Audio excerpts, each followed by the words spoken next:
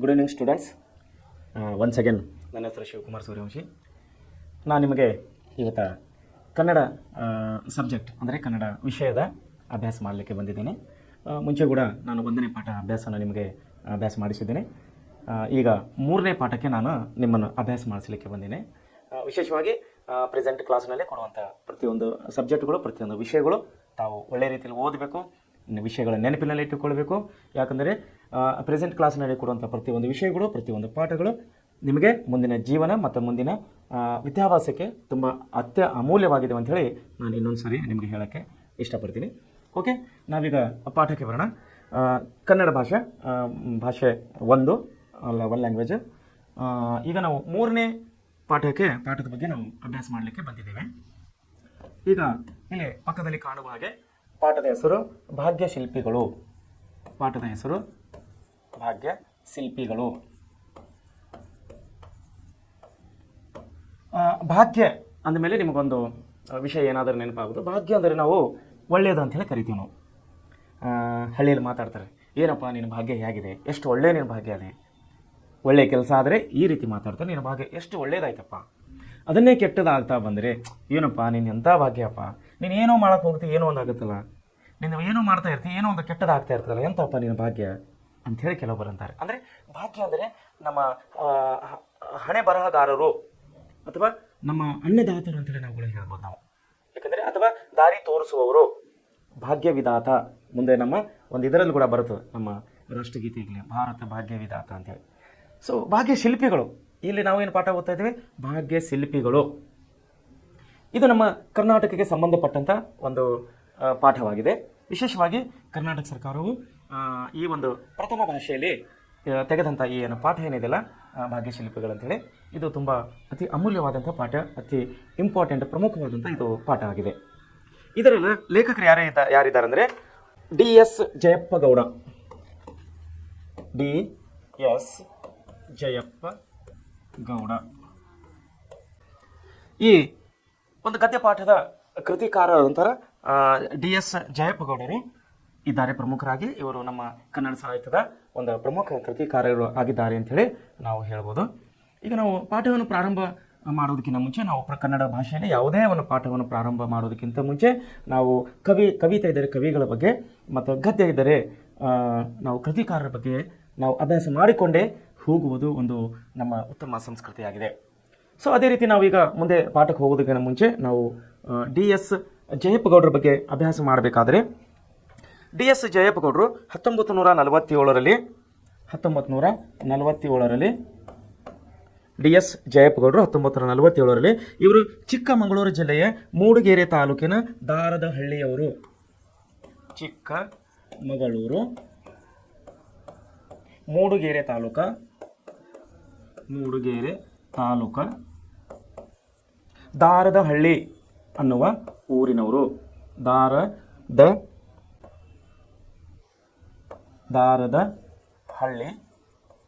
ದಾರದಹಳ್ಳಿ ಎಂಬ ಒಂದು ಚಿಕ್ಕ ಹಳ್ಳಿಯಲ್ಲಿ ಇವರು 1947ರಲ್ಲಿ ಇವರು ಜನನವನ್ನು ಪಡೆಯುತ್ತಾರೆ. ಯಾರು? DS ಜಯಪ್ಪ ಗೌಡರು. 1947 ಚಿಕ್ಕಮಗಳೂರು ಜಿಲ್ಲೆ ಮೂಡಿಗೆರೆ ತಾಲೂಕಿನ ದಾರದಹಳ್ಳಿ ಎಂಬಲ್ಲಿ ಇವರ ಜನನವಾಗುತ್ತದೆ. ದಾರದಹಳ್ಳಿ ಸುಬ್ಬೇಗೌಡ ಜಯಪ್ಪ ಗೌಡ ಇವರ ಹೆಸರು. ದಾರದಹಳ್ಳಿ ಅಂದರೆ ನಾವು ದಕ್ಷಿಣ ಭಾಗದಲ್ಲಿ ಹೋದಾಗ, ದಕ್ಷಿಣ ಕನ್ನಡದಲ್ಲಿ ಹೋದಾಗ, ಎಕ್ಸಾಂಪಲ್ ಕುವೆಂಪು, ಕುಪ್ಪಳ್ಳಿ ವೆಂಕಟಪ್ಪನ ಮಗ ಪುಟ್ಟಪ್ಪ ಅಂದರೆ ಮೊದಲಿಗೆ ಊರದ ಹೆಸರು ಬರ್ತದೆ, ಆಮೇಲೆ ತಂದೆ ಹೆಸರು ಬರ್ತದೆ, ಆಮೇಲೆ ಇವರ ಹೆಸರು ಬರ್ತದೆ. ಅದನ್ನೇ ಇಲ್ಲಿ ಕೂಡ ರಿಪೀಟ್ ಆಗಿದೆ. ಏನಾಗಿದೆ ಬಂದು ಮೊದಲು ಊರದ ಹೆಸರು ಬಂದಿದೆ, ಏನಂದರೆ ದಾರದಹಳ್ಳಿ ಅಂದರೆ ದಾರದಹಳ್ಳಿ. ಸುಬ್ಬೇಗೌಡ ಇವರ ತಂದೆಯವರ ಹೆಸರು ಸುಬ್ಬೇಗೌಡ ಅಂದರೆ S. ಮುಂದೆ ಜಯಪ್ಪ ಗೌಡ ಅಂದರೆ ಇವರ ಹೆಸರು, ಕೃತಿಕಾರರ ಹೆಸರು. ಅಂದರೆ ಸೌತ್ನಲ್ಲಿ ನಾವು ದಕ್ಷಿಣ ಭಾಗದಲ್ಲಿ ಹೋಗಿದಾಗ ಮೊದಲಿಗೆ ಊರಿನ ಹೆಸರು, ಆಮೇಲೆ ತಂದೆ ಹೆಸರು, ಆಮೇಲೆ ವ್ಯಕ್ತಿ ಹೆಸರುಗಳನ್ನು ನಾವು ಕಾಣ್ತೀವಿ. ಸೊ ಇಲ್ಲಿ ಕನ್ನಡ ಭಾಷೆಯ ಈ ನಮ್ಮ ಭಾಗ್ಯಶಿಲ್ಪಿಗಳು ಎಂಬಂಥ ಈ ಪಾಠದ ಕೃತಿಕಾರರಾದಂಥ DS ಜಯಪ್ಪ ಗೌಡರು 1947 ಚಿಕ್ಕಮಗಳೂರು ಜಿಲ್ಲೆ ಮೂಡಿಗೆರೆ ತಾಲೂಕಿನ ದಾರದಹಳ್ಳಿ ಎಂಬ ಗ್ರಾಮದಲ್ಲಿ ಇವರು ಜನನವನ್ನು ಪಡೆಯುತ್ತಾರೆ. ಇವರ ಇತಿಹಾಸ ಮತ್ತು ಭಾಷಾಂತರ ವಿಷಯದಲ್ಲಿ ಮಹತ್ವದ ಕೃತಿಗಳನ್ನು ರಚಿಸಿದ್ದಾರೆ. ಇತಿಹಾಸ ಮತ್ತು ಭಾಷಾಂತರ ಅಂದರೆ ನಾವೇನು ಅಂತೀವಿ, ಟ್ರಾನ್ಸ್ಲೇಷನ್ ಅಂತೀವಲ್ಲ. ಭಾಷಾಂತರ ಅಂದರೆ ಅನುವಾದ, ಕನ್ನಡದಿಂದ ಹಿಂದಿಗೆ, ಹಿಂದಿನಿಂದ ಇಂಗ್ಲೀಷಿಗೆ, ಇಂಗ್ಲೀಷಿನಿಂದ ಮತ್ತೆ ಕನ್ನಡಿಗೆ. ಅಂದರೆ ಒಂದು ಭಾಷೆಯಿಂದ ಇನ್ನೊಂದು ಭಾಷೆಗೆ ಅನುವಾದವನ್ನು ಏನು ಮಾಡ್ತಾರೆ, ಅದರಲ್ಲಿ ಇವರು ಪರಿಣಿತರಾಗಿದ್ದರು. ಯಾರು? DS ಜಯಪ್ಪಗೌಡರು. ಇಲ್ಲಿ ಇತಿಹಾಸದಲ್ಲಿ ಕೂಡ ಇವರು ಪರಿಣಿತಿಯನ್ನು ಹೊಂದಿದವರು ಮತ್ತು ಭಾಷಾಂತರಗಳ ಅನುವಾದದಲ್ಲಿ ಕೂಡ ಇವರು ಪರಿಣಿತಿಯನ್ನು ಹೊಂದಿದರು. ಅದೇ ಕೊಟ್ಟಿದ್ದಾರೆ ನೋಡ್ರಿ, ಇತಿಹಾಸ ಮತ್ತು ಭಾಷಾಂತರ ವಿಷಯದಲ್ಲಿ ಮಹತ್ವದ ಕೃತಿಗಳನ್ನು ಇವರು ರಚಿಸಿದ್ದಾರೆ. ಇವರು ಮೈಸೂರು ವಿಶ್ವವಿದ್ಯಾಲಯದಿಂದ ಭಾಷಾಂತರ ಮತ್ತು ಪಠ್ಯಪುಸ್ತಕ ವಿಭಾಗದಲ್ಲಿ ಸೇವೆ ಸಲ್ಲಿಸಿದ್ದಾರೆ. ಯಾರು? ಶ್ರೀಮಾನ್ DS ಜಯಪ್ಪಗೌಡರು. ಮೈಸೂರು ವಿಶ್ವವಿದ್ಯಾಲಯದಲ್ಲಿ ಇದರಲ್ಲಿ ಒಂದು ಸೇವೆ ಸಲ್ಲಿಸಿದ್ದಾರೆ. ಇವರು ಒಂದು ಭಾಷಾಂತರ ಅಂದರೆ ಅನುವಾದ ಮಾಡೋದರಲ್ಲಿ ಮತ್ತು ಪಠ್ಯಪುಸ್ತಕ ವಿಭಾಗದಲ್ಲಿ ಪಠ್ಯಪುಸ್ತಕ ರಚನೆ ಮಾಡುವಂಥ ಒಂದು ಮಂಡಳಿ ಇರುತ್ತದೆ, ಒಂದು ಸಮಿತಿ ಇರುತ್ತದೆ. ಆ ಸಮಿತಿಯಲ್ಲಿ ಕೂಡ ಇವರು DS ಜಯಪ್ಪಗೌಡರು ಸೇವೆ ಸಲ್ಲಿಸಿದ್ದಾರೆ ಅಂತೇಳಿ ನಾವು ಹೇಳ್ಬೋದು. ಮುಂದೆ ಮತ್ತೆ ಇವರ ಕೆಲಸಗಳನ್ನು, ಇವರ ಒಂದು ನಾವು ಕಾರ್ಯಚಟುವಟಿಕೆಗಳನ್ನು ನೋಡಬೇಕಾದ್ರೆ ಕರ್ನಾಟಕ ಗ್ರಾಮೀಣ ಸಂಸ್ಥೆಗಳು, ಕರ್ನಾಟಕ ಕಡಲಾಚೆಯ ಸಂಪರ್ಕಗಳು, ಮೈಸೂರು ಒಡೆಯರು, ಜಾನಪದ ಆಟಗಳು, ದಿವಾನ್ ಸರ್ ಎಂ ವಿಶ್ವೇಶ್ವರಯ್ಯನವರ ಕಾರ್ಯ ಸಾಧನೆಗಳು, ಶ್ರೀಯುತರ ಪ್ರಮುಖ ಕೃತಿಗಳು. ಶ್ರೀಯುತರ ಅಂದರೆ ಯಾರು? ಇವರು DS ಜಯಪ್ಪಗೌಡರು. ಇವರ ಕೃತಿಗಳು ಅಂದರೆ ಕೃತಿಗಳಂದರೆ ಗದ್ಯ ಪಾಠಗಳು, ಕವನಗಳಂದರೆ ಪದ್ಯಗಳು. ಗದ್ಯ ಮತ್ತು ಪದ್ಯ ಎರಡರಲ್ಲಿ ತಾವು ಕನ್ಫ್ಯೂಸ್ ಮಾಡ್ಕೋಬಾರ್ದು. ಗದ್ಯ ಅಂದರೆ ಕಥೆಗಳಿಂದ ಕೂಡಿರ್ತದೆ, ಪದ್ಯ ಅಂದರೆ ಪದ್ಯಗಳಿಂದ ಕೂಡಿರ್ತದೆ. ದಟ್ ಕಾಲ್ಡ್ ಪದ್ಯ, ಪೋಯಮ್ ಅಂತಾರೆ. ಇದಕ್ಕೆ ಗದ್ಯ ಅಂತಾರೆ. ಇದನ್ನು ಕೃತಿಕಾರನು ಗದ್ಯ ಅಂದರೆ ಇದರಲ್ಲಿ ಕಥೆಗಳನ್ನು ಒಳಗೊಂಡಿರ್ತವೆ, ಪದ್ಯಗಳನ್ನು ಒಳಗೊಂಡಿರ್ತದೆ. ಓಕೆನಾ? ಸೊ ಇಲ್ಲೇನಾಗಂದರೆ ಮುಂದೆ ಏನಾಗಿದೆ, ಕರ್ನಾಟಕದ ಕಡಲಾಚೆಯ ಸಂಪರ್ಕಗಳು ಕೃತಿಗೆ, ಅವರು ಬರೆದಂತಹ ಕೃತಿಗೆ ಕರ್ನಾಟಕ ಸಾಹಿತ್ಯ ಅಕಾಡೆಮಿ ಪ್ರಶಸ್ತಿ ಕೂಡ ಇವರಿಗೆ ಬಂದಿದೆ. ಯಾರಿಗೆ? DS ಜಯಪ್ಪಗೌಡರಿಗೆ. ಮುಂದೆ ಕರ್ನಾಟಕ ನಮ್ಮ ಧಾರವಾಡ ನೋಡ್ರಿ, ಅವರಿಗೆ ಯಾವ್ಯಾವ ಪ್ರಶಸ್ತಿಗಳು ಬಂದಿವೆ. DS ಜಯಪ್ಪಗೌಡರಿಗೆ ಧಾರವಾಡದ ಕರ್ನಾಟಕ ಸಂಘದಲ್ಲಿ ಕೊಡುವಂತಹ ಸಂಶೋಧನಾ ಬಹುಮಾನಕ್ಕೆ ಕೂಡ ಇವರು ಭಾಜನರಾಗಿದ್ದಾರೆ. ಯಾರು? ಜಯಪ್ಪ ಗೌಡರು. ಸೊ ಮುಂದೆ ಇವರ ಇನ್ನೂ ಸಾಧನೆಗಳನ್ನು ನಾವು ನಮ್ಮ ಕೃತಿಕರಾದ ಇವರ ಸಾಧನೆಗಳು ಇನ್ನೂ ನೋಡಬೇಕಾದರೆ ಪ್ರಸ್ತುತ ಪಾಠ ಅಂದರೆ ಯಾವುದು? ಭಾಗ್ಯಶಿಲ್ಪಿಗಳು ಅನ್ನುವಂಥ ನಾವು ಪಾಠವನ್ನು ನೋಡಬೇಕಾದರೆ ಇದು ನಾಲ್ವಡಿ ಕೃಷ್ಣರಾಜ ಒಡೆಯರು ಎಂಬ ಭಾಗವನ್ನು ಪರಿಷ್ಕರಣ ಸಮಿತಿಯ ಯಾವ ಕೃತಿಯಲ್ಲಿ ತಗೊಳ್ಳಾಗಿದೆ? ಇದು ನಾಲ್ವಡಿ ಕೃಷ್ಣರಾಜ ಒಡೆಯರು ಎಂಬ ಭಾಗವನ್ನು ಪರಿಷ್ಕರಣ ಸಮಿತಿಯಿಂದ ಸಂಗ್ರಹಿಸಿ ನಿಗದಿಪಡಿಸಿದೆ. ಹಾಗೂ ಎರಡನೇ ಭಾಗ್ಯಶಿಲ್ಪಿ. ಇದರ ಎರಡು ವಿಷಯಗಳು ನಾವು ಕಾಣ್ತಿದ್ದೇವೆ. ಭಾಗ್ಯಶಿಲ್ಪಿಗಳಲ್ಲಿ ಇಬ್ಬರ ಭಾಗ್ಯ ವಿಧಾತರ ಬಗ್ಗೆ ನಾವು ಅಭ್ಯಾಸ ಮಾಡೋರಾಗಿದೆ. ಒಬ್ಬರು ಏನಂದ್ರೆ ನಾಲ್ವಡಿ ಕೃಷ್ಣರಾಜ ಒಡೆಯರ್, ಇನ್ನೊಬ್ಬರು ಸರ್ ಎಂ ವಿಶ್ವೇಶ್ವರಯ್ಯ. ಇವರಿಬ್ಬರ ಬಗ್ಗೆ ನಾವು ಇಲ್ಲಿ ಭಾಗ್ಯಶಿಲ್ಪಿಗಳು ಅನ್ನುವಂಥ ಪಾಠದಲ್ಲಿ ಇವರಿಬ್ಬರ ಒಂದು ಚರಿತ್ರೆ ಬಗ್ಗೆ ನಾವು ಓದವರಾಗಿದ್ದೇವೆ. ಸೊ ನಾಲ್ವಡಿ ಕೃಷ್ಣರಾಜ ಒಡೆಯರ್ ಯಾವ ಭಾಗದಿಂದ ತಗೊಳ್ಳಲಾಗಿದೆ? ನಾಲ್ವಡಿ ಕೃಷ್ಣರಾಜ ಒಡೆಯರ್ ಎಂಬ ಪರಿಷ್ಕರಣೆಯಿಂದ ತಗೊಳ್ಳಲಾಗಿದೆ. ಎರಡನೇ ಸರ್ ಎಂ ವಿಶ್ವೇಶ್ವರಯ್ಯ ಭಾಗವನ್ನು DS ಜಯಪ್ಪಗೌಡರು ರಚಿಸಿರುವ ದಿವಾನ್ ಸರ್ ಎಂ ವಿಶ್ವೇಶ್ವರಯ್ಯನವರ ಕಾರ್ಯ ಸಾಧನೆಗಳು ಅನ್ನುವಂಥ ಒಂದು ಕೃತಿಯಿಂದ ಈ ವಿಷಯವನ್ನು ತೆಗೆದುಕೊಳ್ಳಲಾಗಿದೆ. ಸೊ ಈ ಎರಡೂ ವಿಷಯಗಳನ್ನು ನಾವಿಲ್ಲಿ ಪಠ್ಯಪುಸ್ತಕದಲ್ಲಿ ಕೊಡಲಾಗಿದೆ. ಭಾಗ್ಯಶಿಲ್ಪಿಗಳು ಅನ್ನುವಂಥ ಪಾಠದಲ್ಲಿ ನಾವು ಇವರಿಬ್ಬರ ಬಗ್ಗೆ ನಾವು ಸವಿಸ್ತಾರವಾಗಿ ನಾವು ಅಭ್ಯಾಸ ಮಾಡುವರಾಗಿದ್ದೇವೆ. ಇಲ್ಲಿ ಕವಿಯ ಆಶಯ ಏನಾಗಿದೆ? ಈಗ ಕೃತಿಕಾರನ ಏನು ಆಶಯ ಆಗಿದೆ ಅಂಥೇಳಿ ನಾವು ಈ ಪಾಠದ ಆಶಯಗಳ ಬಗ್ಗೆ ನೋಡೋಣ. ಇಲ್ಲಿ ಏನು ಹೇಳ್ತಾ ಇದ್ದಾನೆ ಕೃತಿಕಾರ? ಏನು ಹೇಳ್ತಾ ಇದ್ದಾನೆ ಅಂದರೆ, ಯಾರು ಕೃತಿಕಾರ ಇಲ್ಲಿ? DS ಜಯಪ್ಪಗೌಡರು. ಎಲ್ಲಿ ಹುಟ್ಟಿದ್ದಾರೆ ಇವರು? ಚಿಕ್ಕಮಗಳೂರು ಜಿಲ್ಲೆ ಮೂಡಿಗೆರೆ ತಾಲೂಕಿನ ದಾರದಹಳ್ಳಿ ಅನ್ನುವ ಗ್ರಾಮದಲ್ಲಿ 1947ರಲ್ಲಿ ಇವರ ಜನನವಾಗಿದೆ. ಇವರ ಜನನ ಯಾವುದೇ ಪಾಠ, ಕನ್ನಡ ಭಾಷೆಯಲ್ಲಿ ಬರುವಂಥ ಯಾವುದೇ ಪಾಠ ಇರಲಿ, ಅದರ ಕೃತಿಕಾರರು, ಅದರ ಕವಿಗಳ ಬಗ್ಗೆ, ಅವರ ಜೀವನ ಚರಿತ್ರೆ ಬಗ್ಗೆ ವಿಷಯಗಳನ್ನು ನಾವು ನೆನಪಿನಲ್ಲಿಟ್ಟುಕೊಳ್ಬೇಕು. ಸೊ DS ಜಯಪ್ಪಗೌಡರು ಚಿಕ್ಕಮಗಳೂರು ಜಿಲ್ಲೆ ಮೂಡಿಗೆರೆ ತಾಲೂಕು ದಾರದಹಳ್ಳಿ ಎಂಬ ಗ್ರಾಮದಲ್ಲಿ 1947ರಲ್ಲಿ ಇವರ ಜನನ ಆಯಿತು. ಇಷ್ಟನ್ನು ನಾವು ಮುಖ್ಯವಾಗಿ ನೆನಪಿಟ್ಕೊಳ್ಬೇಕು. ಮುಂದೆ ಇವರ ಕೃತಿಕಾರನ ಆಶಯ ಏನಾಗಿದೆ? ಈ ಪಾಠ ಯಾಕೆ ಬರೆದಿದ್ದಾರೆ ಅವರು? ಯಾಕೆ ಈ ಪಾಠ ಬರೀಬೇಕಂತೇಳಿ ಅವ್ರಿಗೆ ತಲೆಯಲ್ಲಿ ಬಂತು? ಅವರ ಆಶಯ ಏನಾಗಿದೆ ಅನ್ನೋದ್ರ ಬಗ್ಗೆ ನಾವಿಲ್ಲಿ ನೋಡೋಣ. ಏನು ಆಶಯ ಆಗಿದೆ ಇಲ್ಲಿ ಕೃತಿಕಾರನ? ಏನು ಹೇಳ್ತಾ ಇದ್ದಾರೆ ಅವರು? ಪರಿಶ್ರಮ, ನೋಡ್ರಿ ಎಷ್ಟು ಒಂದು ಒಳ್ಳೆ ಇದು ಕೊಡ್ತಾ ಇದ್ದಾರೆ ಅವರು. ಪರಿಶ್ರಮ, ಆಮೇಲೆ ಪ್ರತಿಭೆ, ಇವು ಎಷ್ಟು ತುಂಬ ವಿಷಯಗಳಾಗಿವೆ ನೋಡ್ರಿ. ಒಂದು ಪರಿಶ್ರಮ ಅಂತಾರೆ, ಎರಡನೇದು ಪ್ರತಿಭೆ ಅಂತಾರೆ, ಇನ್ನೊಂದು ನಿಷ್ಠೆ ಅಂತಾರೆ. ನಿಷ್ಠೆ ನಿಷ್ಠೆ ನಿಷ್ಠೆ ಇದ್ದರೆ, ಈ ಮೂರುಗಳಿದ್ದರೆ ನೋಡ್ರಿ, ಪರಿಶ್ರಮ, ಪ್ರತಿಭೆ ಮತ್ತು ನಿಷ್ಠೆ ಇದ್ದರೆ ಧ್ಯೇಯವನ್ನು ಸಾಧಿಸುತ್ತೇನೆಂಬ, ಧ್ಯೇಯ ಅಂದರೆ ಗುರಿ, ಧ್ಯೇಯ ಅಂದರೆ ಪ್ರತಿಯೊಂದು ಮನುಷ್ಯನಿಗೆ ಒಂದು ಧ್ಯೇಯ ಇರುತ್ತದೆ, ಒಂದು ಗುರಿ ಇರುತ್ತದೆ. ಈ ಗುರಿಯನ್ನು ಮುಟ್ಟಬೇಕಾದರೆ ನಾವು, ಈ ಗುರಿಯನ್ನು ಸಾಧನೆ ಮಾಡಬೇಕಾದರೆ ಪರಿಶ್ರಮ ಬೇಕು. ಅವನಲ್ಲಿ ಕೇವಲ ಪರಿಶ್ರಮ ಇದ್ದರೆ ನಡೆಯೋದಿಲ್ಲ, ಪ್ರತಿಭೆ ಕೂಡ ಬೇಕು. ಕೇವಲ ಪ್ರತಿಭೆಗಳು ಇದ್ದರೆ ನಡೆಯೋದಿಲ್ಲ, ಆ ಕೆಲಸದಲ್ಲಿ ಅವನಿಗೆ ನಿಷ್ಠೆ ಇರಬೇಕು, ಆತ್ಮಭಾವ, ಆತ್ಮ ಸ್ವಭಾವನ ಇರಬೇಕು. ಇದ್ದಾಗ ಮಾತ್ರ, ಪರಿಶ್ರಮ, ಪ್ರತಿಭೆ ಮತ್ತು ನಿಷ್ಠೆ ಇದ್ದಾಗ ಮಾತ್ರ ಆ ಕಾರ್ಯದಲ್ಲಿ ಆ ಮನುಷ್ಯನು ಯಶಸ್ವಿ ಆಗಲಿಕ್ಕೆ ಸಾಧ್ಯ ಆಗುತ್ತದೆ. ಸೊ ಇಲ್ಲಿ ಕೃತಿಕಾರನ ಅದೇ ಹೇಳ್ತದೆ, ಪರಿಶ್ರಮ, ಪ್ರತಿಭೆ, ನಿಷ್ಠೆ ಇದ್ದರೆ ಧ್ಯೇಯವನ್ನು ಸಾಧಿಸುತ್ತೇನೆಂಬ ದೃಢ ಸಂಕಲ್ಪ ಇದ್ದರೆ. ಇನ್ನೊಂದು ಹೇಳ್ತಾರೆ ನೋಡ್ರಿ, ದೃಢ ಸಂಕಲ್ಪ. ಈ ದೃಢ ಸಂಕಲ್ಪ ಬಗ್ಗೆ ನಾವು ಎಷ್ಟು ಮಾತಾಡಿದರೂ ಕೂಡ ಕಡಿಮೆನೆ. ದೃಢ ಸಂಕಲ್ಪ ನೋಡಿ, ದೃಢ ಸಂಕಲ್ಪ ಇರೋದೇ ದೊಡ್ಡ ಮಾತು. ಆದರೆ ಅದರಲ್ಲಿ ಮತ್ತು ದೃಢ ಸಂಕಲ್ಪ ಇರಬೇಕಂದ್ರೆ ಅದು ಗುರಿ ಮುಟ್ಟುವವರೆಗೆ ನಾವು ಮುಟ್ಟಲೇಬೇಕಾದಂಥ ಒಂದು ದೃಢ ಸಂಕಲ್ಪನ ಮಾಡ್ಕೊಳ್ಬೇಕು. ಸವಾಲುಗಳನ್ನು ಎದುರಿಸಿ ನೋಡ್ರಿ, ಎಷ್ಟು ಒಂದು ಇದರಲ್ಲಿ ಕೊಟ್ಟಿದ್ದಾರೆ ಇವರು ಕೃತಿಕಾರರು, ಎಷ್ಟು ಅವಶ್ಯಕವಾದಂತಹ ವಿಷಯಗಳು ಇವು ನಮಗೆ. ಪರಿಶ್ರಮ, ಪ್ರತಿಭೆ, ನಿಷ್ಠೆ, ದೃಢ ಸಂಕಲ್ಪ. ಸವಾಲುಗಳನ್ನು ಎದುರಿಸಲು ಯಶಸ್ಸು ಪಡೆಯಬಹುದು. ಸವಾಲುಗಳನ್ನು ಎದುರಿಸಿ ಯಶಸ್ಸು ಪಡೆಯಬೇಕಾದರೆ ನಮ್ಮ ಹತ್ರ ಏನು ಬೇಕು? ಪರಿಶ್ರಮ ಬೇಕು, ಪ್ರತಿಭೆ ಬೇಕು, ನಿಷ್ಠೆ ಬೇಕು ಮತ್ತು ದೃಢ ಸಂಕಲ್ಪ ಬೇಕು. ಈ 4 ಅಂಶಗಳು ನಮ್ಮ ಹತ್ರ ಇದ್ದರೆ, ನಿಮ್ಮ ಹತ್ರ ಇದ್ದರೆ, ನಿಮ್ಮ ಗುರಿಯನ್ನು ಮುಟ್ಟಲಿಕ್ಕೆ ಯಾವುದೇ ತೊಂದರೆ ಆಗೋದಿಲ್ಲ. ಬರಬಹುದು, ಸವಾಲುಗಳನ್ನು ಬರಬಹುದು, ಗುರಿಯನ್ನು ಮುಟ್ಟಲಿಕ್ಕೆ ಅಡಚಣೆಗಳೇ ಬರಬಹುದು, ಗುರಿಯನ್ನು ಮುಟ್ಟಲಿಕ್ಕೆ ತೊಂದರೆ ತಾಪತ್ರೆಗಳು ಬರಬಹುದು. ಆದರೆ ಈ 4 ವಿಷಯಗಳು ನಮ್ಮ ಹತ್ರ ಇದ್ದರೆ, ಪರಿಶ್ರಮ, ಪ್ರತಿಭೆ, ನಿಷ್ಠೆ ಮತ್ತು ದೃಢ ಸಂಕಲ್ಪ ಇದ್ದರೆ, ನಾವು ಎಲ್ಲ ಸವಾಲುಗಳನ್ನು ಎದುರಿಸಿ ಮುಂದೆ ಬರಬಹುದು. ನಮ್ಮ ಗುರಿಯನ್ನು ಮುಟ್ಟಲಿಕ್ಕೆ ನಮಗೆ ಸಾಧ್ಯವಾಗುತ್ತದೆ.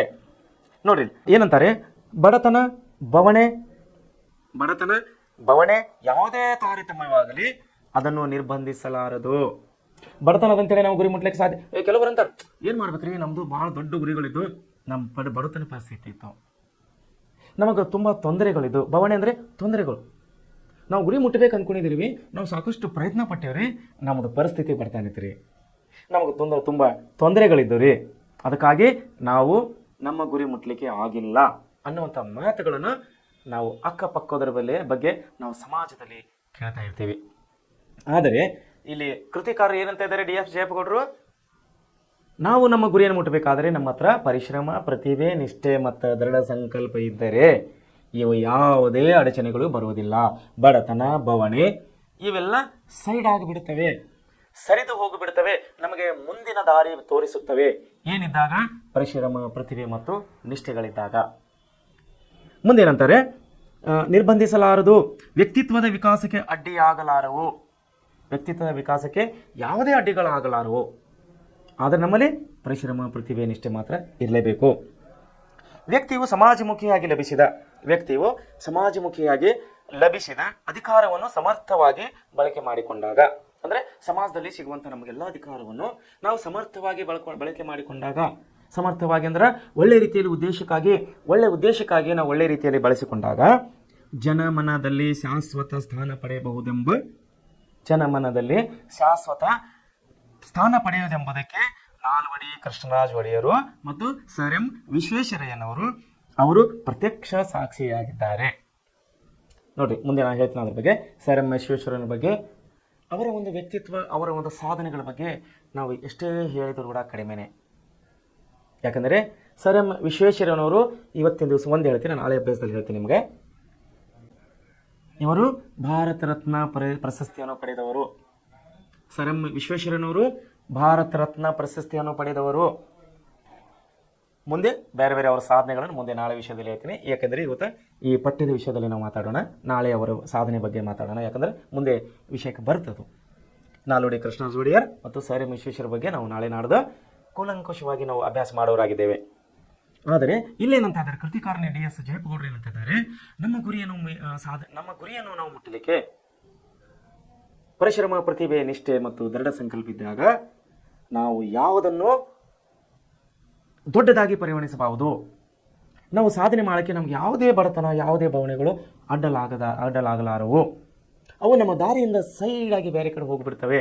ನಾವು ನಮ್ಮ ಗುರಿಯನ್ನು ಮುಟ್ಟಬಹುದು ಅಂಥೇಳಿ ನಮಗೆ DS ಜಯಪ್ಪಗೌಡರು ಈ ಒಂದು ಪಾಠದಲ್ಲಿ ಹೇಳ್ತಿದ್ದಾರೆ. ಅದಕ್ಕೆ ಬೆಸ್ಟ್ ಎಕ್ಸಾಂಪಲ್ಸ್, ಒಳ್ಳೆಯ ಉದಾಹರಣೆಗಳಾಗಿ ನಮ್ಮ ಎದುರು ನಿಂತ್ಕೋತಾ ಇದ್ದಾರೆ. ಒಬ್ಬರು ನಾಲ್ವಡಿ ಕೃಷ್ಣರಾಜ ಒಡೆಯರು, ಮೈಸೂರಿನ ಪ್ರಮುಖ ಅರಸರು. ಎರಡನೇದಾಗಿ ಸರ್ ಎಂ ವಿಶ್ವೇಶ್ವರಯ್ಯನವರು, ಇವರು ಮೈಸೂರಿನ ದಿವಾನರಾಗಿದ್ದರು, ಮೈಸೂರಿನ ಆಡಳಿತದಲ್ಲಿ ದಿವಾನರಾಗಿದ್ದರು. ಇವರಿಬ್ಬರು ನಮಗೆ ಪ್ರತ್ಯಕ್ಷ ಸಾಕ್ಷಿಯಾಗಿದ್ದಾರೆ. ಯಾರಿಗೂ ಕೂಡ ನೀವು ಕೇಳಿದ್ರೆ ಸರ್ ಎಂ ವಿಶ್ವೇಶ್ವರಯ್ಯ ಅಂದರೆ ಪಟ್ಟಂತ ಅವರು ತಲೆಯಲ್ಲಿ ಬರೋದು ಭಾರತ ರತ್ನ ಪ್ರಶಸ್ತಿ. ಸೊ ಅಂಥ ಒಂದು ದೊಡ್ಡ ಪ್ರಶಸ್ತಿಯನ್ನು ಅವತ್ತಿನ ಕಾಲದಲ್ಲಿ ತಗೋಬೇಕಂದ್ರೆ ಸಣ್ಣ ಮಾತಿಲ್ಲ. ಅವರು ಪಡೆದಂಥ ಪರಿಶ್ರಮ ಅಷ್ಟಿಷ್ಟಲ್ಲ. ಮುಂದೆ ಏನು ಹೇಳ್ತಾ ಇದ್ದಾರೆ, ಉತ್ಕರ್ಷದ ಆಕಾಂಕ್ಷೆ. ಉತ್ಕರ್ಷ ಅಂದರೆ ಮೇಲೆ ಮೇಲೆ ಮೇಲೆ ಮೇಲೆಯಾಗಿ ಬೆಳೆಯುವಂಥ ಉತ್ಕರ್ಷದ ಆಕಾಂಕ್ಷೆ ಇದ್ದವರಿಗೆ ಮಾತ್ರ, ಆಕಾಂಕ್ಷೆಗಳು ಇದ್ದವರಿಗೆ ಮಾತ್ರ ಜೀವಂತ ಆದರ್ಶದ ವ್ಯಕ್ತಿತ್ವ ಪರಿಚಯ ಮಾದರಿಯಾಗಬಲ್ಲದು. ಇವತ್ತಿನ ನಮ್ಮ ಯುವ ಪೀಳಿಗೆಗಳಿಗೆ, ನನಗೆ, ನಿಮಗೆ ಈ ಇಬ್ಬರು ಮಹಾನ್ ವ್ಯಕ್ತಿಗಳು ಯಾರು? ನಾಲ್ವಡಿ ಕೃಷ್ಣರಾಜ ಒಡೆಯರ್ ಮತ್ತು ಸರ್ ಎಂ ವಿಶ್ವೇಶ್ವರಯ್ಯನವರು ಒಬ್ಬ ಮಾದರಿ ವ್ಯಕ್ತಿಗಳಾಗಿ ನಮ್ಮ ಮುಂದೆ ಕಾಣ್ತಾ ಇದ್ದಾರೆ. ಅವರು ಮಾಡಿದಂಥ ಕಾರ್ಯ ಸಾಧನೆ, ಅವರು ತೆಗೆದುಕೊಂಡಂಥ ಕಷ್ಟ, ಅವರು ಸಾಧಿಸಿದಂಥ ಗುರಿ, ಈ ಮೂರು ಒಂದು ಅಂಶಗಳಿಂದ ಅವರು ನಮ್ಮ ಮುಂದೆ, ನಿಮ್ಮ ಮುಂದೆ ಮಾದರಿ ವ್ಯಕ್ತಿಗಳಾಗಿ ಕಾಣ್ತಾ ಇದ್ದಾರೆ. ಸೊ ಬಹುಮುಖಿತ್ವ ಅನುಭವವಾಗಬಲ್ಲದು. ಬಹುಮುಖಿತ್ವ ನಮಗೆ, ನಿಮಗೆ ಅನುಭವ ಆಗ್ತದೆ ಅಂತೇಳಿ ಇವರಿಬ್ಬರ ಒಂದು ಆದರ್ಶದ ಗುಣಗಳನ್ನು ನಾವು ನೋಡೋದ್ರಿಂದ ನಮಗೆ ಈ ಪಾಠದಲ್ಲಿ ತುಂಬ ಉಪಯುಕ್ತಕಾರಿ ವಿಷಯಗಳನ್ನು ನಮಗಿಲ್ಲಿ ಕೃತಿಕಾರರಾದ DS ಜಯಪ್ಪಗೌಡರು ನಮಗಿಲ್ಲಿ ಒತ್ತಿ ಹೇಳಿದ್ದಾರೆ. ಸೊ ಇದು ಒಂದು ಪಾಠದ ಒಂದು ಕೃತಿಕಾರನ ಆಶಯ ಆಗಿದೆ. ಏನು ಆಶಯ ಆಗಿದೆ? ಮನುಷ್ಯ ಜೀವನದ ಗುರಿಯನ್ನು ಮುಟ್ಟಬೇಕಾದರೆ ಅವನ ಹತ್ರ ಪರಿಶ್ರಮ, ಪ್ರತಿಭೆ, ನಿಷ್ಠೆ ಮತ್ತು ದೃಢ ಸಂಕಲ್ಪ ಇರಬೇಕು. ಈ 4 ಅಂಶಗಳನ್ನು ಮನುಷ್ಯನ ಹತ್ರ ಇಲ್ಲ ಅಂದರೆ ಅವನು ಗುರಿ ಮುಟ್ಟಲಿಕ್ಕೆ ಸಾಧ್ಯ ಇಲ್ಲ. ಕೇವಲ ನಿಮಿತ್ತಿ ಅಂದರೆ ನಾವು ಬಡತನರಾಗಿದ್ದೀವಿ, ನಮಗೆ ಕಷ್ಟ ದುಃಖಗಳಿದ್ದು, ಹೀಗಾಗಿ ನಾವು ನಮ್ಮ ಗುರಿಯನ್ನು ಮುಟ್ಟಿಲ್ಲ. No, never. ಇವು ಯಾವ ಅಂಶಗಳು ನಮ್ಮ ಗುರಿ ಮುಟ್ಟುವುದರಲ್ಲಿ ಅಡ್ಡ ಬರುವುದಿಲ್ಲ ಅಂಥೇಳಿ ನಮಗೆ ಕೃತಿಕಾರಕರಾದಂಥ DS ಜಯಪ್ಪಗೌಡರು ಒತ್ತಿ ಹೇಳ್ತಾ ಇದ್ದಾರೆ. ಬದಲಾಗಿ ನಮ್ಮ ಹತ್ರ ಪ್ರತಿಭೆ ಇರಬೇಕು, ನಮ್ಮ ಹತ್ರ ನಿಷ್ಠೆ ಇರಬೇಕು. ನಾವು ಮಾಡುವ ಕೆಲಸ ನಮಗೆ ದೃಢ ಸಂಕಲ್ಪ ಇದ್ದಾಗ ನಮಗೆ ಯಾವುದೇ ಬಡತನಗಳು ಅಡ್ಡ ಬರಲಾರವೋ, ನಾವು ನಮ್ಮ ಗುರಿಯನ್ನು ಮುಟ್ತೀವಿ ಅಂಥೇಳಿ ನಮಗೆ ಇಲ್ಲಿ ಲೇಖಕರ ಕೃತಿಕಾರ ತಿಳಿಸ್ತಾ ಇದ್ದಾರೆ. ಇದು ಈ ಪಾಠದ ಆಶಯ ಆಗಿದೆ. ಸೊ ಮುಂದೆ ನಾವು ಈ ಪಾಠದಲ್ಲಿ ಬರುವಂಥ ಕೆಲವೊಂದು ಕಠಿಣ ಪದಗಳನ್ನು, ಅರ್ಥಗಳು ಅಂದರೆ ಗ್ರಾಮರ್, ವ್ಯಾಕರಣ ನಾವೇನಂತೀವಲ್ಲ ವ್ಯಾಕರಣ, ಈ ಪಾಠಕ್ಕೆ ಸೀಮಿತವಾದಂಥ, ಈ ಪಾಠದಲ್ಲಿ ಬರುವಂಥ ನಾವು ಗ್ರಾಮರ್ ಸಂಬಂಧಪಟ್ಟಿದಂಥ ಕೆಲವು ಕಠಿಣ ಪದಗಳನ್ನು ನೋಡಿಕೊಂಡು ಮುಂದೆ ಹೋಗೋಣ. ಇಲ್ಲೇನು ಮಾಡಿದ್ದಾರೆ ಅಂದರೆ ಪಾಠದಲ್ಲಿ ಬರುವಂಥ ಪ್ರತಿಯೊಂದು ಕಠಿಣ ಶಬ್ದಗಳನ್ನು ಅದೇ ಸಮಯದಲ್ಲಿ ಅಲ್ಲೇ ನಾವು ನೋಡಿಕೊಂಡು ಮುಂದೆ ಹೋದರೆ ನಮಗೆ ಮುಂದೆ ಅಂದರೆ ಪರೀಕ್ಷೆಯ ಸಮಯದಲ್ಲಿ ನಮಗೆ ಯಾವುದೇ ತೊಂದರೆ ಆಗೋದಿಲ್ಲ ಅಂತೇಳಿ ನಾನು ನಿಮ್ಮನ್ನು ಹೇಳಕ್ಕೆ ಇಷ್ಟಪಡ್ತೀನಿ. ಯಾಕಂದರೆ ಪರೀಕ್ಷೆ ಸಮಯದಲ್ಲಿ ನಾವು ಕಠಿಣ ಶಬ್ದಗಳನ್ನು ಓದ್ಕೊಳ್ಳೋಣ, ಇನ್ನೂ ಪರೀಕ್ಷೆ ಮುಂದಿದೆಯಲ್ಲ, ಇನ್ನೂ ಪರೀಕ್ಷೆ ದೂರ ಇದೆಯಲ್ಲ, ನಾವು ಅನ್ಕೋತ ಕೂತಿದ್ರೆ ಗುರಿ ಸಾಧನೆ ಮಾಡಲಿಕ್ಕೆ ನಮಗೆ ತೊಂದರೆ ಆಗ್ತದೆ. ಸೊ ದಯಮಾಡಿ ವಿದ್ಯಾರ್ಥಿಗಳೇ, ಪ್ರತಿಯೊಂದು ಪಾಠದ ಕಠಿಣ ಶಬ್ದಗಳನ್ನು ನಾವು ಅಲ್ಲೇ ಒಂದು ಅಭ್ಯಾಸ ಮಾಡಿ, ಅಲ್ಲೇ ಒಂದು ನಮಗೆ ಇದ್ದಂಥ ಕೆಲವೊಂದು ಪ್ರಶ್ನೆಗಳನ್ನು ಕ್ಲಿಯರ್ ಮಾಡಿಕೊಂಡು ನಾವು ಮುಂದೆ ಹೋದರೆ ನಮಗೆ ಈಸಿ ದಾರಿಯನ್ನು, ಆರಾಮಾದಂಥ ದಾರಿಯನ್ನು ಸಿಗುತ್ತೆ ಅಂತೇಳಿ ನಿಮ್ಮನ್ನು ಹೇಳಕ್ಕೆ ಇಷ್ಟಪಡ್ತೇನೆ. ಸೊ ಈ ಭಾಗ್ಯಶಿಲ್ಪಿಗಳು ಅನ್ನೋಂಥ ಪಾಠದಲ್ಲಿ ಬರುವಂಥ ಕೆಲವು ಕಠಿಣ ಪದಗಳು ನಾವು ಇಲ್ಲಿ ನೋಡೋಣ. ಮೊದಲನೇದಾಗಿ ಆಸ್ತಿ ಭಾರ ಅಂದರೆ ಅದರ ಅರ್ಥ ನಾವು ಬುನಾದಿ ಅಂಥೇಳಿ ನೋಡ್ಕೋಬೇಕು. ಆಸ್ತಿ ಭಾರ ಅಂದರೆ ಬುನಾದಿ. ಎರಡನೇದಾಗಿ ಗಿರಣಿ ಎಂಬಂಥ ಒಂದು ಕಠಿಣ ಪದದ ಅರ್ಥ ಇಲ್ಲಿ ಏನು ಕೊಡ್ತಾ ಇದ್ದಾರೆ ಅಂದರೆ ಯಂತ್ರಗಳಿಂದ ಕೂಡಿದ ಕಟ್ಟಡ ಅಥವಾ ಮೀಲು ಅಥವಾ ಬೀಸುವ ಯಂತ್ರ, ಧಾನ್ಯ ಬೀಸುವ ಯಂತ್ರ ಅಂಥೇಳಿ ಇರಬೇಕು. ಬೀಸುವ ಯಂತ್ರಕ್ಕೆ ನಾವು ಗಿರಣಿ ಅಂಥೇಳಿ ಕರಿತೀವಿ. ಇದು ಕಠಿಣ ಪದದ ಅರ್ಥದಲ್ಲಿ ಬರುತ್ತದೆ. ಮೂರನೇದಾಗಿ ತಾಂತ್ರಿಕ. ಈ ಕಠಿಣ ಪದದ ಅರ್ಥವು ತಂತ್ರಜ್ಞಾನಕ್ಕೆ ಸಂಬಂಧಿಸಿದು. ತಂತ್ರಜ್ಞಾನ ಅಂದರೆ ಟೆಕ್ನಾಲಜಿ ಅಂತ ಹೇಳ್ತೀವಿ ನಾವು ಇಂಗ್ಲೀಷ್ನಲ್ಲಿ. ಟೆಕ್ನಾಲಜಿಗೆ ಸಂಬಂಧಪಟ್ಟಿದಂಥ ವಿಷಯಗಳನ್ನು ನಾವು ತಾಂತ್ರಿಕ ಅಂತ ಹೇಳಿ ಕರಿತೀವಿ. ತಂತ್ರಜ್ಞಾನಕ್ಕೆ ಸಂಬಂಧಿಸಿದ ವಿಷಯ. ಸಂಬಂಧಿಸಿದ ಪದ ಅಂತೇಳಿ ನಾವು ಇದು ತಾಂತ್ರಿಕ ಅಂತೇಳಿ ಹೇಳ್ಬೋದು. ಅದೇ ರೀತಿ ಮುಕ್ತ ಕಂಠ. ಮುಕ್ತ ಕಂಠ. ಮುಕ್ತ ಕಂಠ ಅಂದರೆ ಮುಕ್ತ ಕಂಠ ಅಂದರೆ ತೆರೆದ ಮನಸ್ಸು. ತೆರೆದ ಮನಸ್ಸು ಅಂದರೆ ಕೆಲವರು ಅಂತಾರೆ ಮುಕ್ತ ಕಂಠದಿಂದ ಮಾತಾಡಬೇಕು, ತೆರೆದ ಮನಸ್ಸಿನಿಂದ ಮಾತಾಡಬೇಕು, ಮನಸ್ಸಿನಲ್ಲಿ ಮುಚ್ಚಿ ಮನಸ್ಸಿನಿಂದ ಮಾತಾಡಬಾರ್ದು. ನೋಡಿ, ಮುಕ್ತ ಕಂಠದ ಬಗ್ಗೆ ನಾವು ಮಾತಾಡಬೇಕಂದ್ರೆ ತುಂಬ ವಿಸ್ತಾರವಾಗಿ ವಿವರವಾಗಿ ನಾವು ಮಾತಾಡ್ಬೋದು.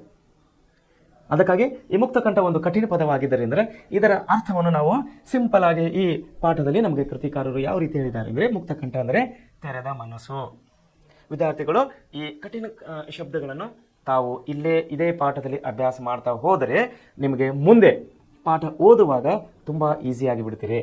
ನಿಮಗೆ ಯಾವುದೇ ರೀತಿಯ ಹಾರ್ಡ್ನೆಸ್ ಅನ್ನೋದಿಲ್ಲ, ಕಠಿಣ ಅನಿಸೋದಿಲ್ಲ. ಈ ಪಾಠ ಕಠಿಣ ಅನಿಸೋದಿಲ್ಲ.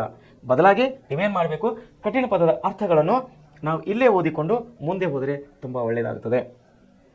ಸೊ ಮುಂದೆ ಏನು ಹೇಳ್ತಾರೆ, ಶತಮಾನೋತ್ಸವ. ಶತಮಾನೋತ್ಸವ. ಶತಮಾನೋತ್ಸವ ಅಂದರೆ 100 ವರ್ಷ ತುಂಬಿದ ಸಮಯದಲ್ಲಿ ಆಚರಿಸುವ ಉತ್ಸವ. ಎಷ್ಟು ವರ್ಷ? 100 ವರ್ಷ ತುಂಬಿದ ಸಮಯದಲ್ಲಿ.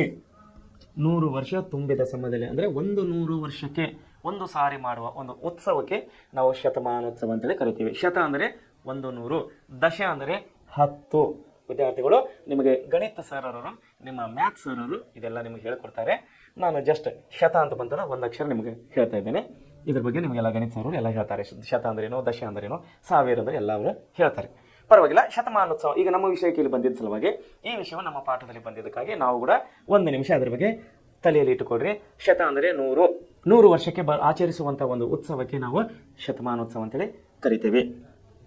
ಆಮೇಲೆ ಸೂಪರ್ದಿ. ಸೂಪರ್ದಿ.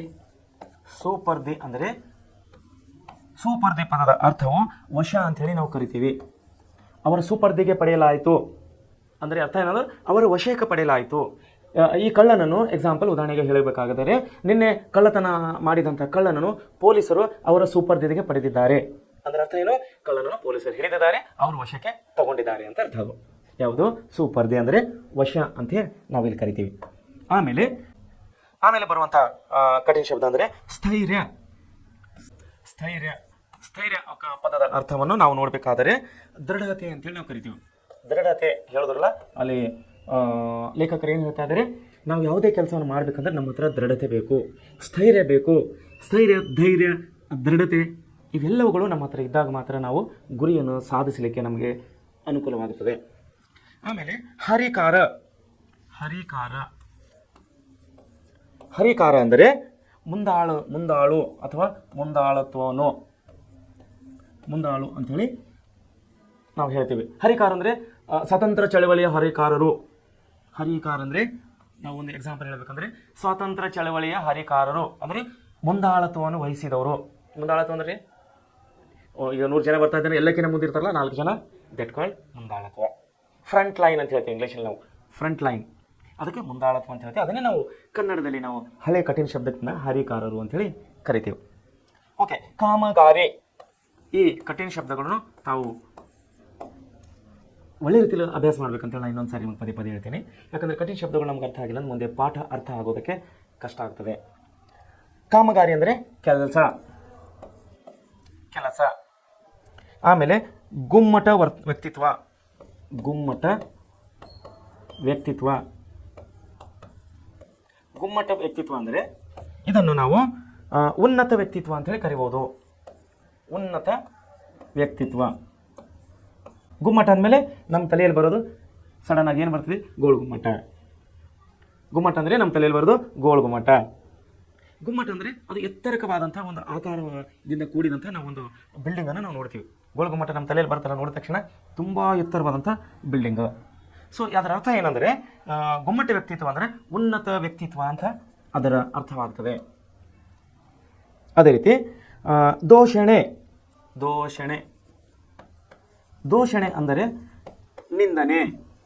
ದೂಷಣೆ ಅಂದರೆ ನಿಂದನೆ. ಎಕ್ಸಾಂಪಲ್ ಹೇಳಬೇಕಂದ್ರೆ ಆ ವ್ಯಕ್ತಿಯನ್ನು ದೂಷಣೆಗೆ ಒಳಪಡಿಸಲಾಗಿದೆ ಅಂತೇಳಿ ನಾವು ಕರೀತೀವಿ. ಅಂದರೆ ನಿಂದನೆಗೆ ಒಳಪಡಿಸಲಾಗಿದೆ ಅಂತ ಅರ್ಥ ಆಗ್ತದೆ. ಆಮೇಲೆ ವೈಜ್ಞಾನಿಕ. ವೈಜ್ಞಾನಿಕ. ವೈಜ್ಞಾನಿಕ ಅಂದರೆ ವಿಜ್ಞಾನಕ್ಕೆ ಸಂಬಂಧಿಸಿದ ಪದ ಇದು. ಸೈನ್ಸ್ ಅಂತೇಳಿ ನಾನು ಸೈನ್ಸ್ಗೆ ಸಂಬಂಧಪಟ್ಟಿದ ಪದ ಅಂಥೇಳಿ ನಾವು ಇದನ್ನು ವೈಜ್ಞಾನಿಕ ಅಂಥೇಳಿ ನಾವು ಕರಿತೀವಿ. ಸಮುಚ್ಚಯ ನೋಡ್ರಿ, ಇನ್ನೊಂದೇನು ಬರ್ತಾ ಇದೆ, ಸಮುಚ್ಚಯ. ಸಮುಚ್ಚಯ ಅಂದರೆ ಸಮೂಹ ಅಂತ ಕರಿತೇವೆ ನಾವು. ಸಮೂಹ ಇದು ಹೇಗೆ ಸಮುಚ್ಚಯ ಸಮೂಹ ಅಂದರೆ, ಇವತ್ತು ಅಭಿವೃದ್ಧಿ ಹೊಂದಿದಂಥ ನಗರಗಳಲ್ಲಿ, ಎಕ್ಸಾಂಪಲ್ ಬಾಂಬೆ, ಬೆಂಗಳೂರು, ಡೆಲ್ಲಿ, ಹೈದರಾಬಾದ್ ಇಂಥ ದೊಡ್ಡ ದೊಡ್ಡ ಪಟ್ಟಣಗಳಲ್ಲಿ, ನಗರಗಳಲ್ಲಿ ನಾವು ಸಮುಚ್ಚಯಗಳನ್ನು, ಮನೆಗಳ ಸಮುಚ್ಚಯಗಳನ್ನು ನಾವು ಕಾಣ್ತೀವಿ.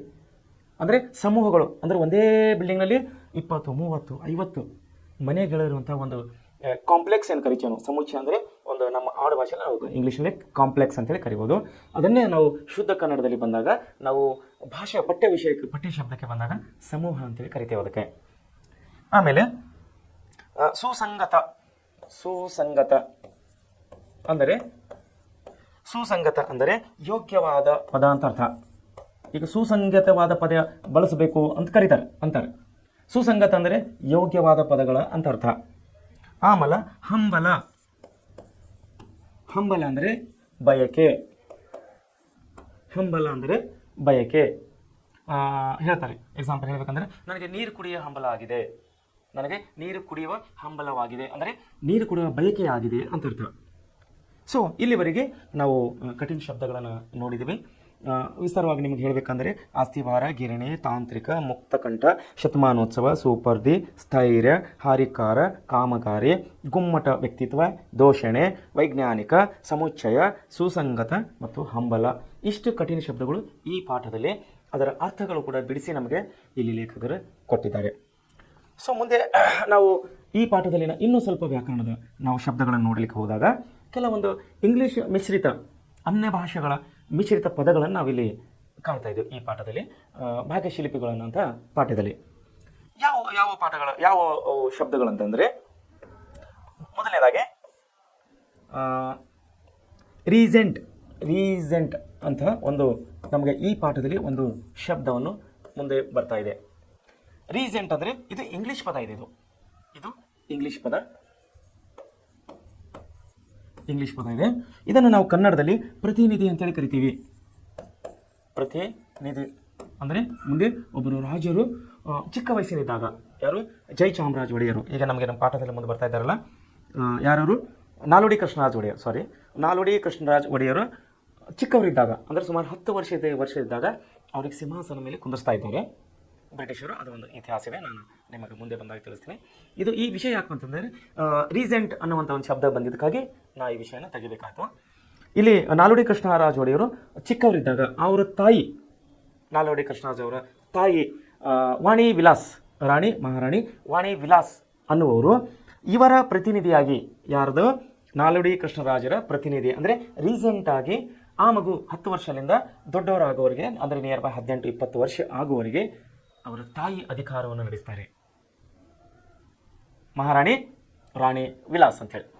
ಸೊ ಎರಡನೇದಾಗಿ ಈ ಶಬ್ದದ ಅರ್ಥವನ್ನು ಇಂಗ್ಲೀಷ್ನಲ್ಲಿದೆ, ಅದನ್ನು ನಾವು ಕನ್ನಡದಲ್ಲಿ ಈ ರೀತಿ ಅಭ್ಯಾಸ ಮಾಡಬೇಕು, ಮುಂದೆ ಪಾಠದಲ್ಲಿ ಬರುತ್ತದೆ. ನಾನು ಇದನ್ನು ಇವಾಗ ಯಾಕೆ ನಿಮ್ಮನ್ನು ಹೇಳ್ತಾ ಇದ್ದೇನೆ, ಮುಂದೆ ನಿಮಗೆ ಪಾಠ ಓದಲಿಕ್ಕೆ ಅನುಕೂಲವಾಗಲಿ ಅನ್ನುವಂಥ ಒಂದು ಉದ್ದೇಶದಿಂದ ಇಲ್ಲಿ ನಿಮಗೆ ತಿಳಿಸ್ತಾ ಇದ್ದೇನೆ.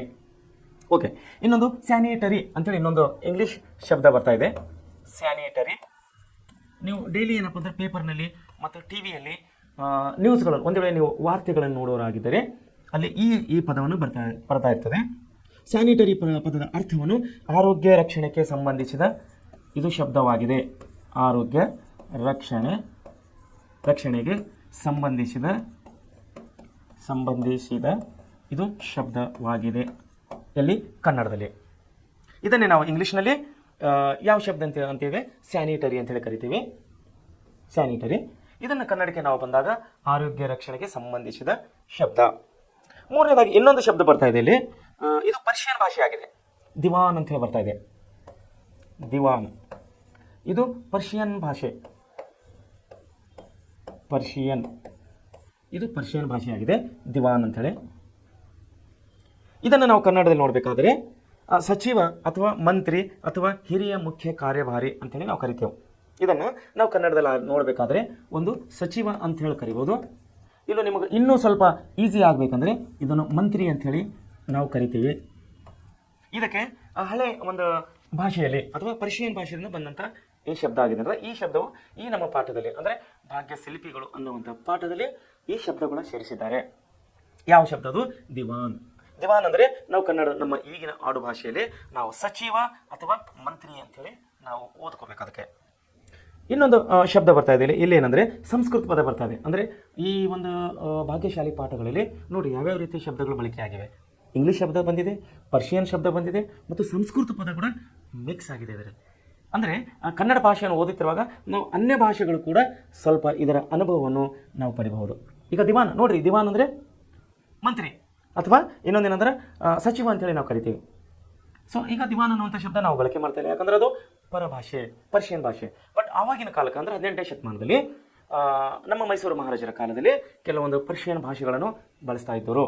ಈ ಪಾಠವು ನಮ್ಮ ಭಾಗ್ಯ ಶಿಲ್ಪಿಗಳು ಅನ್ನುವಂಥ ಪಾಠವು ಮೈಸೂರು ಅರಸರಿಗೆ ಸಂಬಂಧಪಟ್ಟಿದ್ದಕ್ಕಾಗಿ ಇಲ್ಲಿ ಕೆಲವೊಂದು ಆವಾಗ ಬ್ರಿಟಿಷರು ಇದ್ದರು, ಮೊಘಲರು ಇದ್ದರು. ಹೀಗಾಗಿ ಕೆಲವೊಂದು ಪರ್ಷಿಯನ್ ಭಾಷೆ ಮತ್ತು ಇಂಗ್ಲೀಷ್ ಭಾಷೆ ನಮ್ಮ ಕನ್ನಡ ಭಾಷೆ ಜೋಡಿಗೆ ಇಲ್ಲಿ ಮಿಶ್ರಣಗೊಂಡಿವೆ. ಅದಕ್ಕಾಗಿ ಈ ನಾವು ಕಠಿಣ ಶಬ್ದಗಳ ಪದದ ಅರ್ಥದಲ್ಲಿ ನಾವು ಇದನ್ನು ನೋಡೋರಾಗಿದ್ದೇವೆ. ಇನ್ನೊಂದು ಶಬ್ದ ಬರ್ತಾ ಇದೆ ಸಂಸ್ಕೃತ ಪದ, ಇದನ್ನು ಮನ್ವಂತರ ಅಂತೇಳಿ ನಾವು ಕರಿತೇವೆ. ಮನ್ವಂತರ. ಮನ್ವಂತರ ಅಂದರೆ ನಾವು ಈಗಿನ ನೋಡಬೇಕೆ ಒಬ್ಬ ಮನುವಿನ ಕಾಲ ಅಥವಾ ಮನುವಿನ ಕಾಲ ಅಥವಾ ಪರಿವರ್ತನೆಯ ಕಾಲ ಅಂಥೇಳಿ ನಾವು ಓದ್ಕೋಬೇಕು. ಮನುವಿನ ಕಾಲ ಅಥವಾ ಪರಿವರ್ತನೆಯ ಕಾಲ. ಎಕ್ಸಾಂಪಲ್ ಈಗ ನಾವು ಉದಾಹರಣೆಗಾಗಿ ಹೇಳಬೇಕಂದ್ರೆ ಈ ಮನುಷ್ಯ ಜೀವನವನ್ನು ನಾವು ಆದಿಕಾಲ, ಮಧ್ಯಕಾಲ ಮತ್ತು ಈಗ ನಡೀತಾ ಇರೋದು ಆಧುನಿಕ ಕಾಲ. 3 ಕಾಲಗಳಲ್ಲಿ ಮನುಷ್ಯನ ಜೀವನವನ್ನು ನಾವು ವಿಂಗಡಣೆ ಮಾಡಬಹುದಿಲ್ಲ. ಒಂದೇನಂದ್ರೆ ಆದಿಕಾಲ ಅಂದರೆ ಆದಿಕಾಲದಲ್ಲಿ ಮನುಷ್ಯ ನಾಗರಿಕತೆ ನಾವು ನೋಡಿದ್ದೀವಿ. ಹಿಂದೆ ನಾವು ಇತಿಹಾಸನ ಓದುವಾಗ ಇತಿಹಾಸ ಪಾಠದಲ್ಲಿ ನಿಮಗೆ ಬರ್ತವೆ ಸಿಂಧೂ ನಾಗರಿಕತೆ, ನೈಲಿ ನಾಗರಿಕತೆ, ಮೆಸೊಪೊಟೇಮಿಯಾ ಅಂದರೆ ಈಜಿಪ್ಟ್ ನಾಗರಿಕತೆ. ಇವೆಲ್ಲಗಳನ್ನು ನಾವು ನಮ್ಮ ಪೂರ್ವಜರು ಜೀವನ ಮಾಡಿದಂಥ ಒಂದು ಶೈಲಿಗೆ ನಾವು ಆದಿಕಾಲ ಅಂತೇಳಿ ಕರಿತೀವಿ. ಅದನ್ನೇ ಮಧ್ಯಭಾಗದಲ್ಲಿ ಅಂದರೆ ರಾಜರು ಅರಸರು ಬಂದಂಥ ಕಾಲದಲ್ಲಿ ಮನುಷ್ಯನು ಸ್ವಲ್ಪ ಇಲ್ಲಿ ಸುಧಾರಣೆ ಆದ. ಅವರ ಉಡುಗೆ ತೊಡುಗೆ, ಅವನ ಭಾಷೆ, ಅವನ ಊಟ, ಪ್ರತಿಯೊಂದು ಅವನು ಮಾತನಾಡುವ ಶೈಲಿ, ನಾವು ಎಲ್ಲಗಳನ್ನು ಆದಿಕಾಲದಿಂದ ಮಧ್ಯದಲ್ಲಿ ನಾವು ಸುಮಾರು ಅಂತರಗಳನ್ನು ಕಾಣುವರಾಗಿದ್ದೇವೆ. ಅಂದರೆ ಮಧ್ಯಕಾಲದಲ್ಲಿ ಮನುಷ್ಯ ಇಲ್ಲಿ ತುಂಬ ಡೆವಲಪ್ ಆಗಿದ್ದಾನೆ, ಸುಧಾರಣೆ ಆಗಿದ್ದಾನೆ. ಅದೇ ರೀತಿ ನಾವು ಮಧ್ಯಕಾಲದಿಂದ ಮತ್ತೆ ಇಲ್ಲೇ ಆಧುನಿಕ ಕಾಲಕ್ಕೆ ಬಂದಾಗ, ಇವಾಗಿನ ಕಾಲಕ್ಕೆ ಬಂದಾಗ ತುಂಬ ಚೇಂಜನ್ನು ನಾವು ಕಾಣ್ತಾ ಇದ್ದೀವಿ. ಮನುಷ್ಯ ಆಧುನಿಕತೆಯನ್ನು ಒಳಪಡಿಸಿಕೊಂಡಿದ್ದಾನೆ. ಅದನ್ನೇ ನಾವು ಇಲ್ಲಿ ಕಠಿಣ ಶಬ್ದಗಳಲ್ಲಿ ನಾವು ಏನು ನೋಡ್ತಾ ಇದ್ದೀವಿ, ಮನ್ವಂತರ ಅಂತೇಳಿ ಶಬ್ದ ಬರ್ತಾ ಇದೆ. ಈ ಭಾಗ್ಯಶಿಲ್ಪಿಗಳನ್ನಂಥ ಪಾಠದಲ್ಲಿ ಲೇಖಕರು ನಮಗೆ ಒಂದು ಮನ್ವಂತರ ಅನ್ನೋ ಶಬ್ದಗಳನ್ನು ಕೊಟ್ಟಿದ್ದಾರೆ. ಆ ಶಬ್ದದ ಅರ್ಥ ನಾವು ಏನಾಗಿ ಓದ್ಕೋಬೇಕು, ಒಬ್ಬ ಮನುಷ್ಯನ ಕಾಲ, ಒಂದು ಮನುಷ್ಯನ ಕಾಲದ ಗತವೈಭವ ಅಂದರೆ ಆದಿಕಾಲ, ಮಧ್ಯಕಾಲ ಮತ್ತು ಆಧುನಿಕ ಕಾಲ ಅಂಥೇಳಿ ನಾವಿಲ್ಲಿ ಓದ್ಕೋಬೇಕು. ಸೊ ಈ ಶಬ್ದಗಳನ್ನು ಓದಿಕೊಳ್ಳೋದ್ರಿಂದ ನಮಗೆ ಪಾಠದ ಸಾರಾಂಶವನ್ನು ಓದಿಕೊಳ್ಳೋಕ್ಕೆ ತುಂಬ ಈಸಿಯಾಗಿರ್ತದೆ. ಸೊ ಅದಕ್ಕಾಗಿ ನಾನು ನಿಮಗೆ ಇನ್ನೊಂದು ರಿಕ್ವೆಸ್ಟ್ ಮಾಡುವುದೇನೆಂದರೆ, ಇಲ್ಲಿವರೆಗೆ ನಾವು ಕೃತಿಕಾರನ ಪರಿಚಯ ನೋಡಿದ್ದೀವಿ, ನಾವು ವ್ಯಾಕರಣಗಳಲ್ಲಿ ಸಂಬಂಧಪಟ್ಟ ಕೆಲವು ಶಬ್ದ ವಿರೋಧ ಶಬ್ದಗಳನ್ನು ನೋಡಿದ್ದೀವಿ, ಪದಗಳ ಅರ್ಥಗಳನ್ನು ನೋಡಿದ್ದೀವಿ, ಪಾಠದ ಲೇಖಕನ ಆಶಯ ಏನಾಗಿದೆ, ಅವನ ಆಶಯ ಏನಾಗಿದೆ ಅನ್ನೋದು ಕೂಡ ನಾವಿಲ್ಲಿ ನೋಡಿದ್ದೀವಿ. ಸೊ ಇಲ್ಲಿವರೆಗೆ ಇವತ್ತೇ ಈ ಪಾಠ ಅಂದರೆ ಈ ಭಾಗ್ಯ ಶಿಲ್ಪಿಗಳು 3ನೇ ಪಾಠವನ್ನು ಪ್ರಾರಂಭಿಸೋಕೆ ಮುಂಚೆ ನಾವು ಓದಲೇಬೇಕಾದಂಥ ಈ ವಿಷಯ ಯಾವುದು? ಒಂದು ಕೃತಿಕಾರನ ಪರಿಚಯ, 2ನೇದು ಕೃತಿಕಾರನ ಆಶಯ, ಕಠಿಣ ಪದಗಳು ಮತ್ತು ಟಿಪ್ಪಣಿಗಳು. ಈ 4 ವಿಷಯಗಳನ್ನು ಓದಿಕೊಂಡು ನಾವು ಮುಂದೆ ಹೋದಾಗ ನಮಗೆ ಪಾಠದ ಸಾರಾಂಶವು ಈಸಿಯಾಗಿ ನಾವು ನೆನಪಿನಲ್ಲಿ ಇಟ್ಕೊಳ್ಬೋದು. ಸೊ ಅದಕ್ಕಾಗಿ ವಿದ್ಯಾರ್ಥಿಗಳೇ ಇವತ್ತಿನ ದಿವಸ ಇಲ್ಲಿಗೆ ನಿಲ್ಲಿಸೋಣ. ಯಾಕಂದರೆ ಈಗ ಕವಿ ಪರಿಚಯ, ವ್ಯಾಕರಣ, ನಾವು ಕಠಿಣ ಶಬ್ದಗಳನ್ನು ನೋಡಿಕೊಂಡು ಮತ್ತೆ ಮುಂದೆ ಪಾಠಕ್ಕೆ ಹೋದಾಗ ಕೆಲವೊಂದು ಡಿಸ್ಟರ್ಬೆನ್ಸ್ ಆಗುತ್ತದೆ, ಕೆಲವೊಂದು ಶಬ್ದಗಳು. ಸೊ ಅದಕ್ಕಾಗಿ ನಾವು ಇಲ್ಲಿವರೆಗೆ ಇವತ್ತು ಪಾಠ ನಿಲ್ಲಿಸಿ ನಾಳೆ ನಾವು ನೇರವಾಗಿ ಭಾಗ್ಯ ಶಿಲ್ಪಿಗಳು ಅನ್ನೋಂಥ ಪಾಠಕ್ಕೆ ನಾವು ಹೋಗುವ. ಈ ಪಾಠದಲ್ಲಿ ನಮಗೆ ಇಲ್ಲಿ ಕೃತಿಕಾರರಾದಂಥ ಶ್ರೀಮಾನ್ DS ಜಯಪ್ಪಗೌಡರು ಒಳ್ಳೆಯ ರೀತಿಯಲ್ಲಿ ನಮಗೆ ಮಾಹಿತಿಯನ್ನು ಕೊಟ್ಟಿದ್ದಾರೆ. 2 ವಿಷಯ, ಒಂದೇನಪ್ಪ ಅಂದ್ರೆ ನಾಲ್ವಡಿ ಕೃಷ್ಣರಾಜ ವಿಷಯಗಳ ಬಗ್ಗೆ, 2ನೇದಾಗಿ ಸರ್ ಎಂ ವಿಶ್ವೇಶ್ವರಯ್ಯ ಪರಿಚಯ ಬಗ್ಗೆ ನಮಗೆ 2 ವಿಷಯಗಳು ತುಂಬ ಅನುಕೂಲವಾಗಿ ಕೊಟ್ಟಿದ್ದಾರೆ. ಸೊ ಅವೆಲ್ಲ ನಮಗೆ ಸಾಧಿಸಲಿಕ್ಕೆ ಹಲವು ವಿಷಯಗಳು ಬೇಕು ಅನ್ನೋಂಥ ಅವರು ನಮಗೆ ಕೆಲವೊಂದು ಟಿಪ್ಪಣಿಗಳು ಕೂಡ ಕೊಟ್ಟಿದ್ದಾರೆ. ಅವರು ಏನೇನು ಕೊಟ್ಟಿದ್ದಾರೆ? ಅವರು ಮನುಷ್ಯ ಜೀವನ ಗುರಿ ಸಾಧನೆ ಮಾಡೋಕ್ಕೆ ಅವನಿಗೆ ಪರಿಶ್ರಮ, ಪ್ರತಿಭೆ ಮತ್ತು ನಿಷ್ಠೆ, ಧ್ಯೇಯ ಇದ್ದಾಗ ಮಾತ್ರ ಮನುಷ್ಯನು ತನ್ನ ಗುರಿಯನ್ನು ಮುಟ್ಟಿದ್ದಾನೆ. ಸೊ ಅದಕ್ಕಾಗಿ ನಾಲ್ವಡಿ ಕೃಷ್ಣರಾಜ್ ಮತ್ತು ಸರ್ ಎಂ ವಿಶ್ವೇಶ್ವರಯ್ಯನವರು ಅವರ ಗುರಿಗಳನ್ನು ಅವರು ಮುಟ್ಟಿದ್ದಾರೆ. ನೀವು ನಿಮ್ಮನ್ನು ಗುರಿಯನ್ನು ಮುಟ್ಟಬೇಕಾದ್ರೆ ನಿಮಗೂ ಕೂಡ ಏನು ಬೇಕು? ಈ 4 ಅಂಶಗಳು ಬೇಕು. ಯಾವ್ಯಾವು? ಪರಿಶ್ರಮ, ಪ್ರತಿಭೆ, ನಿಷ್ಠೆ ಮತ್ತು ಧ್ಯೇಯ. ಸೊ ವಿದ್ಯಾರ್ಥಿಗಳೇ, ಈ ನಿಮ್ಮ ಮುಂದಿನ ಜೀವನ ಗುರಿ ಏನಾಗಿದೆ ನನಗೆ ಗೊತ್ತಿಲ್ಲ, ಅದು ನೀವೇ ಬಲ್ಲವರಾಗಿದ್ದೀರಿ. ಸೊ ನಿಮ್ಮ ಗುರಿ ಮುಟ್ಟುವುದರಲ್ಲಿ ಈ 4 ಅಂಶಗಳನ್ನು ನೀವು ಅಳವಡಿಸಿಕೊಳ್ಳೋದನ್ನು ಮರಿಬೇಡ್ರಿ. ಇಲ್ಲಿಗೆ ಈ ಪಾಠವನ್ನು ಮುಗಿಸ್ತಾ ಇದ್ದೇನೆ. ವಿಶೇಷವಾಗಿ ನಾವು ಪ್ರೀಸೆಂಟ್ ಕ್ಲಾಸ್ನಲ್ಲಿ ಕೊಡುವಂಥ ಪ್ರತಿಯೊಂದು ವಿಷಯಗಳನ್ನು ತಾವು ಕೂಲಂಕುಷವಾಗಿ ಓದಿ ಎಲ್ಲ ವಿಷಯಗಳನ್ನು ಒಳ್ಳೆಯ ರೀತಿಯಲ್ಲಿ ನೆನಪಿನಲ್ಲಿಟ್ಟುಕೊಳ್ಳಿ. ಯಾಕಂತೆ ಈ ಪ್ರೆಸೆಂಟ್ ಕ್ಲಾಸಿನ ಶಿಕ್ಷಕರು, ಪ್ರೆಸೆಂಟ್ ಕ್ಲಾಸಿನ ಮುಖ್ಯಸ್ಥರು ನಿಮ್ಮ ಜೀವನಕ್ಕಾಗಿ, ನಿಮ್ಮ ಒಂದು ಮುಂದಿನ ಭವಿಷ್ಯಕ್ಕಾಗಿ ಪಡೆಯುತ್ತಿರುವಂಥ ಈ ಒಂದು ತಾಪತ್ರಯಗಳನ್ನು ತಾವು ಅರ್ಥ ಮಾಡಿಕೊಳ್ಳು, ಒಳ್ಳೆಯ ರೀತಿಯಲ್ಲಿ ತಾವು ಅಭ್ಯಾಸ ಮಾಡಿ ನಮ್ಮ ಸಂಸ್ಥೆಗೆ ಅಂದರೆ ಪ್ರೆಸೆಂಟ್ ಕ್ಲಾಸ್ನಲ್ಲಿ ತಾವು ಪಾಠವನ್ನು ಕೇಳುವ ಪ್ರತಿಯೊಬ್ಬ ವಿದ್ಯಾರ್ಥಿಗಳು ನಮ್ಮ ಸಂಸ್ಥೆಗೆ ಒಳ್ಳೆಯ ಹೆಸರು ತರುವುದರ ಮೂಲಕವಾಗಿ ನಿಮ್ಮ ಜೀವನಗಳು ತಾವು ಸುಧಾರಿಸಿಕೊಳ್ಳುತ್ತೀರಿ ಅಂಥೇಳಿ ನಾನು ಆಶೆಪಟ್ಟಿದ್ದೇನೆ. ಸೊ ಇಲ್ಲಿವರೆಗೆ ಈ ಪಾಠವನ್ನು ನಿಲ್ಲಿಸ್ತೀನಿ. ಒನ್ಸ್ ಅಗೇನ್ ಎಲ್ಲರಿಗೂ ಗುಡ್ ಈವ್ನಿಂಗ್. Thank you.